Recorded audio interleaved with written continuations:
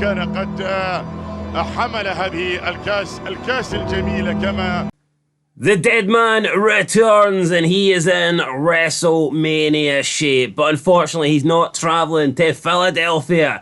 He's heading to Saudi Arabia, and instead of lifting championship titles above his head, he's got the footballing trophy. Welcome back, guys, to Fog Wrestling, and The Undertaker has made an appearance. We thought he was done. We thought he was dusted. We thought we'd never see him in a ring again, and technically we haven't, but what we have seen is The Undertaker take to the field, take to a football pitch in Saudi Arabia in front of a packed out stadium and lift the Saudi Arabian Footballing League trophy above his head like only The Undertaker can. You've got to wonder how much money Mark Calloway has been paid for this. He looked in good shape. Could he work a WrestleMania match?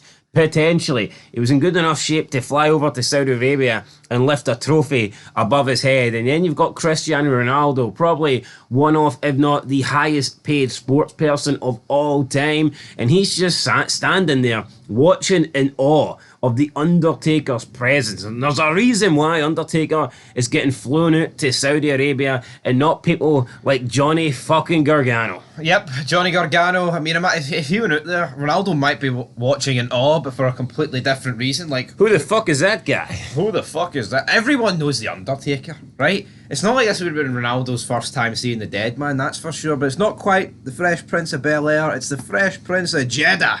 As Saudi Arabia is taking over the sporting world. I seen a tweet saying that essentially the Saudis are living like everyone's 10-year-old dream, where it's like they're just going out and doing what they would do as a 10-year-old, like what you would imagine. Yeah, they whipping out The Undertaker at a football match. They just chuck money at whatever they want and they get it. Aye. What a life. They are living the Saudi dream. I mean, they even want the Ultimate Warrior and Yokozuna a few years ago, but... Alright, I don't think it matters how much money they chuck at that. They probably ain't getting that. Yeah, I think they offered WWE enough money. Unless they buy WWE 2K24. Well, that's very true. Do you think that WWE could play the video game on the big screen and the Saudis would think it's real? Holograms in the ring? Here, I'm no fuck. I wouldn't put it past them. I wouldn't put it past them either, but I mean, it just shows you the aura of The Undertaker. To be able to pull this off, comes out, crowd going ballistic. You even got all the druids there as well. I mean, come on. And it's like Undertaker doesn't even like football. He doesn't know anything, or soccer. You know, he doesn't know anything about that shit, but he's flew out to Saudi Arabia. He's probably added about 10 fucking zeros to his bank balance for doing this. I always thought, right, like, it was more years ago this, that The Undertaker wasn't bigger than wrestling, but the longer he's went on and he is bigger than wrestling. He's fucking known. You know, you think there's very few people that I think are bigger than wrestling, but he's one of them now.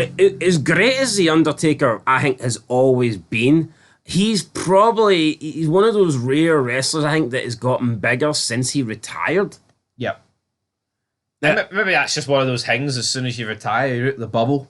And he's been himself in podcasts. If I have to think, I'm not counting The Rock, because obviously his movie shit, but if I'm thinking of wrestlers that I think have got bigger since their wrestling careers came to an end, I'm looking at Ric Flair and The Undertaker. And then if I think of wrestlers that maybe haven't got bigger when their careers ended, I'm thinking Hulk Hogan and Stone Cold. Yep, absolutely. And if you want to, I mean, obviously people like Shawn Michaels have just became irrelevant. Bret Hart, people like that, just, you know, they aren't talked about like they once were. I'm just trying to think of people that are alive here. But yeah, no, I mean, for some reason, Undertaker has just become an even bigger icon. Since he stopped wrestling. I think that just sums up wrestling though, right? I love Shawn Michaels, right? I mean, I don't mind Bret. I appreciate Bret Hart. I'll go as far as saying that. But it just goes to show you that, see your ring work, it doesn't really bode well for your post-wrestling career, doesn't it not? It's like, as good as they were, and obviously I prefer Shawn Michaels a lot more to Bret Hart, it's like they don't have like the same, you know, mystique as like an Undertaker. No, they don't. Or like a Hogan. Like an Austin. And Shawn Michaels had the sexy boy character, but at 55 it doesn't really work anymore, you know. No, and degenerates at, 55 don't really work either. I think that is just the reality. Whereas The Undertaker can pretty much pull this gimmick off till he dies.